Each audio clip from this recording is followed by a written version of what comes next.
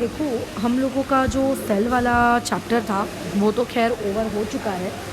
उसमें जो पीछे आपको एनसीईआरटी के पीछे जो एक्सरसाइज देखने को मिलेगी ना, उस एक्सरसाइज में ये क्वेश्चन है। और जो मुझे लगता है कि क्योंकि हमने ऑस्मोसिस वाला टॉपिक पढ़ा है तो ये तुमको सीखना या समझना ज़रूरी है। एक बार देख लेते हैं इस क्वेश्चन में बोला क्या है। देखो, वो बेसिकली आपसे ये कह रहा है, एक आलू लेना है। जैसे आलू का शेप कैसा होता है, ऐसा होता है ना। आइडियली इसको आपको आधा काट देना है। जब आप इसको आधा काट देंगे तो इस तरीके की आलू की एक कटोरी बन जाएगी। बस अपन को आलू की एक कटोरी चाहिए। लेकिन मैडम अंदर से तो वो हॉलो नहीं होता है ना, तो उसको हॉलो बनाना पड़ेगा। किचन में ऐसे कुछ इंस्ट्रूमेंट्स आते हैं, जब आप उनको किसी भी वेजिटेबल के अंदर डालते हैं तो वेजिटेबल के अंदर से वो उसके मटेरियल को निकाल लेते हैं बाहर। ठीक है, मेरे को एग्जैक्टली नाम तो नहीं आ रहा है किचन के उस इंस्ट्रूमेंट का, बट ऐसे इंस्ट्रूमेंट आते हैं। जैसे जब भी हमको कोई भी भरवा सब्जी बनानी होती है ना, तो हमें उसके अंदर का पार्ट हॉलो चाहिए होता है, तो हम उसको अंदर डालते हैं, घुमाते हैं और उसके अंदर जो भी मटेरियल होता है वो बाहर निकल कर आ जाता है। तो इस तरीके के आपने टोटल 4 पोटैटो के कप्स लिए। बस फ़र्क इतना है कि आखिरी वाला जो कप है वो बॉइल्ड पोटैटो का है, मतलब उबला हुआ आलू। और बाकी के जो आपके 3 कप्स हैं ABC, ये बेसिकली आपके कैसे हैं, रॉ पोटैटो के बने हुए हैं, कच्चे आलू के बने हुए हैं। अब आपने चारों आलू के नीचे में एक डिश रखी। इस डिश में आपने क्या करके रखा है, पानी भर दिया है। ये जो डिश है इसमें क्या कर दिया है, पानी भर दिया है। अच्छा, और आपका जो पानी है आपके आलू को टच होना चाहिए। ठीक है। अच्छा, अब इसमें एक चेंजेस ये किए कि जो पहली वाली डिश है उसमें आपने उसको क्या रखा है, ठीक है, खाली का मतलब सिर्फ उसमें पानी है और उसके अलावा कुछ नहीं है। अच्छा, जो दूसरी वाली डिश है उसमें आपने क्या किया है, पानी में 1 चम्मच शक्कर मिला दी है। यानी कि यहाँ पर बी वाले में पानी तो है, पानी के साथ साथ लेकिन जो चीज़ मिक्स है वो बेसिकली क्या है, शक्कर मिक्स है। जो सी वाला केस है, सी वाले केस में वो ये कह रहा है उसी पानी के सोल्यूशन के अंदर आप क्या मिक्स कर दो, सॉल्ट मिक्स कर दो, है ना। यानी कि वहाँ पे पानी तो रहेगा ही रहेगा, लेकिन वहाँ पे आपने नमक मिक्स कर दिया है। उसके अलावा जो चौथा वाला आपका कप है जो कि बॉइल्ड पोटैटो से बना है, उस बॉइल्ड पोटैटो वाले में आपने शक्कर डाली है। तो यानी कि बी और डी इन दोनों में ये एक डिफरेंस है कि ये आपका कच्चा आलू है और ये बेसिकली आपका बॉइल्ड आलू है, लेकिन डली तो दोनों में शक्कर ही है। ठीक है ना, बराबर। तो ये जो डी वाला केस है, इस डी वाले केस में भी पानी भी है प्लस इसमें शक्कर भी है। बस फ़र्क इतना है कि इसके पास में क्या नहीं है, कच्चा आलू नहीं है, ये आपका कैसा पका हुआ उबला आलू। अब वो ये कह रहा है कि इस चीज़ को, इस सेटअप को 2 घंटे के लिए आप वैसे का वैसे ही रहना दें। और बोल रहा है कि फिर आप बताइए आपकी क्या ऑब्जर्वेशन है। तो ठीक है, ऑब्जर्वेशन के बारे में बातचीत कर लेते हैं। क्वेश्चन नंबर ये बोल रहा है पहला कि why water gathers in the hollowed portion of B and सी।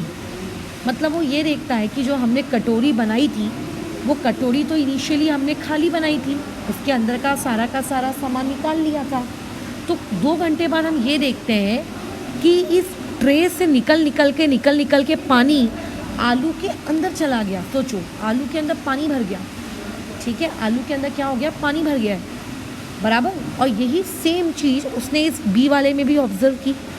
तब उसका डाउट ये है कि वो आलू के अंदर पानी 2 घंटे बाद भर क्यों गया, राइट, क्यों भर गया, ऐसा वो तुमसे क्वेश्चन पूछ रहा है, ये उसका डाउट है। तो बी और सी इन दोनों का तुम आंसर क्या रिपोर्ट करोगे कि देखिए मैडम, बी और सी में ठीक है क्या मौजूद था, जो आपका बी वाला पार्ट था उसमें वाटर था, वाटर के साथ साथ वहाँ शुगर मौजूद थी। जो सी वाला पार्ट था वहाँ पे वाटर था, वाटर के साथ वहाँ पे सॉल्ट मौजूद था। ये तो मानते हो, है ना।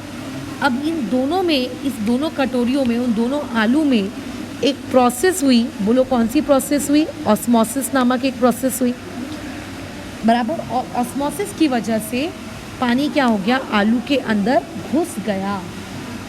ठीक है। क्यों मैडम आप पानी आलू के अंदर क्यों घुसा, तो इसका रीज़न भी सुन लो। ये आलू है, इस आलू के पास पानी नहीं है, या फिर थोड़ा बहुत जो एक नॉर्मल वेजिटेबल या नॉर्मल फ्रूट के अंदर वाटर कंटेंट होता है उतना नॉर्मल वाटर इसके अंदर भी था। और बाजू में क्या भरा हुआ है हम लोगों ने, बाजू में कटोरी, जिस कटोरी के अंदर पानी ही पानी है प्लस सॉल्ट या फिर शुगर भी है।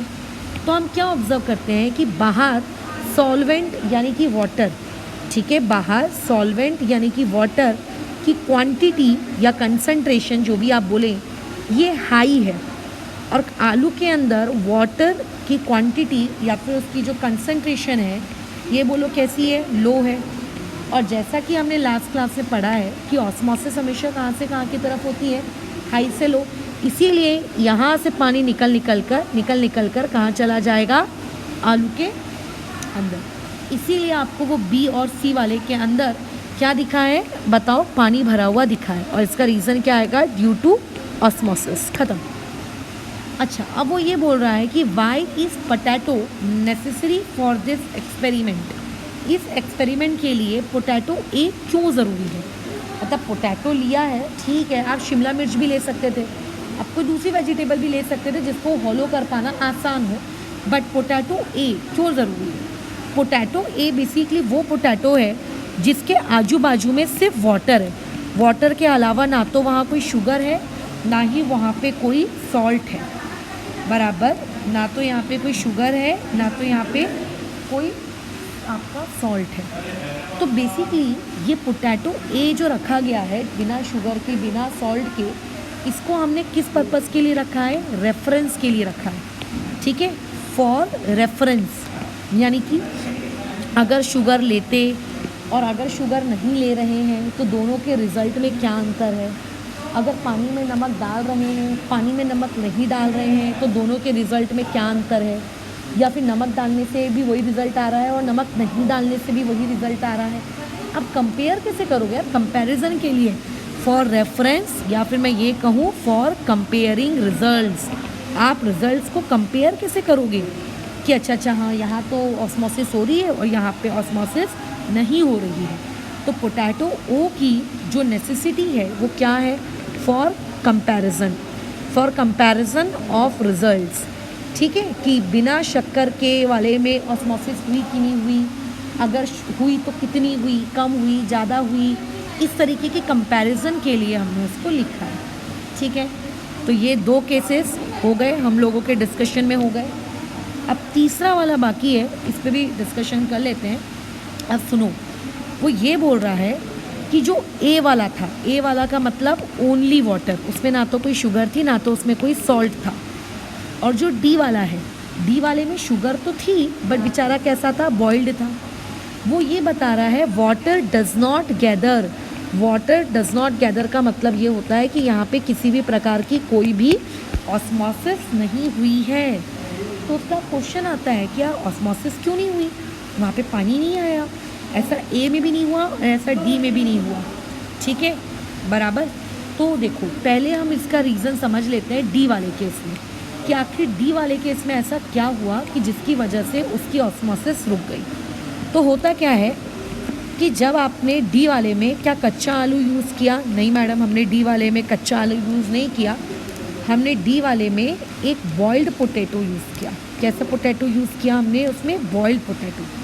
तो जब भी आप किसी भी चीज़ को बॉईल करते हो, जैसे आप अंडे को देखो, अगर अंडा तुम में से सभी ने देखा है, तो जब एक अंडा कच्चा होता है उसको फोड़ो तो उसके अंदर का जो येलो वाला पार्ट रहता है वो कैसा लिक्विड दिखता है। जब आप उसी अंडे को उबाल देते हो तो देखो येलो वाला पार्ट कैसा कड़क मतलब कठोर हो जाता है। जब अंडा कच्चा रहता है तो वाइट वाला पार्ट कितना नाजुक सा पतला सा बल्कि दिखता ही नहीं है, और जब अंडा उबल जाता है तो वही वाइट कलर का पार्ट कितना मोटा हो जाता है।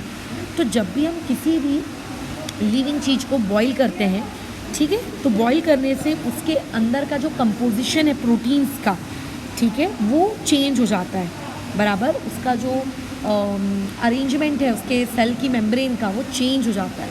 तो बॉइलिंग करने से क्या होता है, सबसे पहली चीज़ जो उस सब्सटेंस के अंदर जो प्रोटीन है, चाहे अंडे के अंदर की बात करूँ या चाहे मैं आलू के अंदर की बात करूँ, ठीक है, जो प्रोटीन जो होता है उस प्रोटीन का जो स्ट्रक्चर होता है वो प्रोटीन का स्ट्रक्चर चेंज हो जाता है। जब आप 12th क्लास में आएंगे तो 12th क्लास में एक टॉपिक है, एक चैप्टर है बायोमोलिक्यूल्स। वहाँ पे प्रोटीन्स के अलग अलग स्ट्रक्चर्स के बारे में डिस्कशन किया गया। 9th या 10th क्लास में आपको इसकी डिस्कशन की नीड नहीं है, आप सिर्फ इतना याद रखिए कि स्ट्रक्चर चेंज हो जाता है बॉइलिंग करने की वजह से। और ये कॉमन फिनोमेना भी है, मैं बोल रही हूँ इसीलिए नहीं, वो इसीलिए क्योंकि हम अंडे को उबालते हैं अपने घरों में और हमको पता होता है कि अंडा उबलने के बाद और नहीं उबालने में कितना बड़ा चेंज आ जाता है। ठीक है, अच्छा, इसकी वजह से जो उनकी सेल मेम्ब्रेन होती है वो सेल मेम्ब्रेन में भी क्या हो जाता है बताओ, पूरा का पूरा एक बहुत बड़ा चेंज आ जाता है, सेल मेम्ब्रेन चेंज हो जाती है। और इस चेंज की वजह से किसी भी प्रकार का ऑस्मोसिस वो अलाउ नहीं करती। ठीक है, वो ऑस्मोसिस क्या नहीं करती है, अलाउ नहीं करती है। ठीक है, तो जो उसका थर्ड वाला पार्ट है, थर्ड वाले पार्ट में आप जवाब क्या दोगे कि अब उसकी जो सेल मेम्ब्रेन है डिस्ट्रप्शन हो गया है, यानी कि मैं ये कह सकती हूँ कि अब जो सेल मेम्ब्रेन है अब वो बेचारी क्या हो गई है, डेड हो गई है, वो मर चुकी है। अब क्योंकि वो सेल मेम्ब्रेन मर चुकी है इसीलिए अब वहाँ पे किसी भी प्रकार का कोई भी ऑस्मोसिस नहीं होता। ठीक है, किसी भी प्रकार का कोई भी ऑस्मोसिस नहीं होता है। ये रीज़न था डी वाले के केस में कि आखिर डी वाले के केस में आप लोगों का ऑस्मोसिस क्यों नहीं हो रहा है ना। अच्छा, अब बात करते हैं ए वाले के केस में कि मैडम ए में तो हमने रॉ पोटैटो यूज़ किया था, तो रॉ पोटैटो में तो ऑस्मोसिस होना चाहिए, है ना, हमने तो रॉ पोटैटो यूज़ किया था तो देन ऑस्मोसिस तो होना चाहिए, लेकिन मैडम ऑस्मोसिस क्यों नहीं हुआ। तो देखो, ऑस्मोसिस का सिंपल रीज़न ये है, ऑस्मोसिस जब होता है, ठीक है, वो सिर्फ एक ही रीज़न की वजह से होता है, कंसंट्रेशन का डिफरेंस, यानी कि सेमी परमिएबल मेम्ब्रेन के एक तरफ ज़्यादा कंसंट्रेशन है और सेमी परमिएबल मेम्ब्रेन के दूसरी तरफ थोड़ी अलग कंसंट्रेशन है, तो हमेशा osmosis basically high to low होगी। ठीक है, अब क्योंकि मैंने यहाँ पर सिर्फ पानी यूज़ किया है, यहाँ पे हम लोगों ने सिर्फ क्या किया है, पानी को यूज़ किया है, तो देयरफॉर यहाँ पे किसी भी प्रकार का कोई कंसंट्रेशन का डिफरेंस ही नहीं है। अब क्योंकि यहाँ पे कोई कंसंट्रेशन का डिफरेंस नहीं है इसीलिए यहाँ पर किसी भी प्रकार की कोई भी ऑस्मोसिस नहीं हो रही है। तो इसीलिए पोटैटो ए में और पोटैटो डी में तुमको बिल्कुल भी क्या नहीं देखने को मिलेगी, ऑस्मोसिस देखने को नहीं मिलेगी। डन। तो ये उस एक्सरसाइज का क्वेश्चन था जो हमने डिस्कस कर लिया। अब यहाँ पे हम बड़े गर्व से कह सकते हैं कि हम लोगों का जो पहला चैप्टर है बायोलॉजी का सेल वो ख़त्म हो गया है। कल की क्लास से हम लोग एक नया चैप्टर स्टार्ट करेंगे, दैट विल बी टिश्यूज़। ठीक है, फिलहाल इसी